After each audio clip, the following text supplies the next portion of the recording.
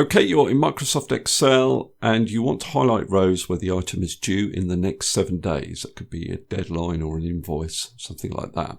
Now I'm going to do this for calendar days and for working days. Let's start with calendar days. Now, because we're running multiple tests, we need to use the AND function. Now I'm writing the formula into the spreadsheet initially, and then we'll copy it into the conditional formatting. So my first test is the status not equal to done? If it's done, we don't need to worry about it, comma. And then the second test will be, is the deadline from today onwards? So is it greater than or equal to today? Now the today function returns today's date and keeps itself up to date. And then the second test would be, is the deadline less than or equal to today plus 7? Now I'll say it's 7 initially, but I don't think that's quite right. Now, if we took 7 days from today, that would take us out 1, 2, 3, 4, 5, 6, 7 to the 28th. Now, I'll press enter here. And if we say equals today plus 7, you see it takes us to the 29th. So today plus 7 isn't quite right if you're including today as one of the days. So what you could do is say less than today plus 7, or you could say less than or equal to today plus 6. Anyway, I'll leave that up to you.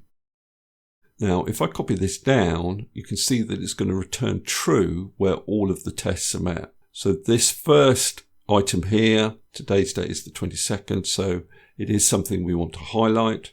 But this one here is the 29th, so it's more than 7 days out. We've already discussed that. Okay, so how do we use this formula in our conditional formatting?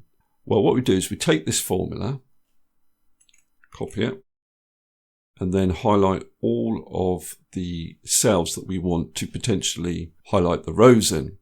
Now, when we do this, notice that the first cell that we selected has got a white background, whereas everything else is grayed out. Now, that's because that's the active cell, and that is significant to the formula that we've written for our conditional formatting. So if we go to conditional formatting, new rule, use a formula to determine which cells to format, and I'm going to paste my formula into this box.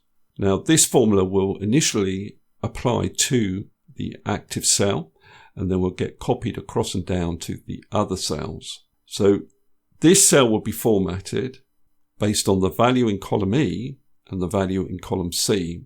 Now, when this formula gets copied across to B, column B, these cell addresses will change. So E2 will become F2, C2 will become D2. Now, we don't want that to be the case. So what we need to do is put a dollar before each of the letters in these cell addresses. Now, we don't need to do that for the numbers, because as the conditional formatting formula gets copied down, it needs to apply to the relevant row. So then I'm going to go to Format, choose my format, click on OK, and then click on OK, and you can see it highlights the relevant rows. We can get rid of the trues and the falses. Okay, let's look at the working day version of this. So our first two tests are the same. Status not equal to done, and the deadline is greater than or equal to today. And it's the third test that is different. So C2 needs to be less than or equal to 7 working days on from today's date. So we use the workday function. Our start date is today, and we want to move on 7 working days from today's date. And if I close the bracket for workday and for AND, it returns true there. But let's just look at what date this is returning, because I don't think it's quite right if I put 7 in there. So that is returning the 31st of October. But if I count 7 days on from today, 1, 2, 3, 4, 5, 6, 7, you're on to the 30th. So if you're including today as one of those dates, you really need to put 6 in there. So that's what I'll do. Now I'm going to take that formula, and again I'm going to put it in the conditional formatting.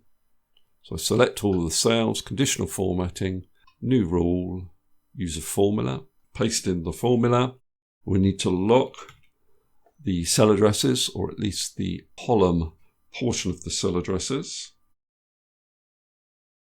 And then if I go to format, I can choose a color, click on OK, and then on OK again. I seem to have put an ampersand in there rather than a dollar.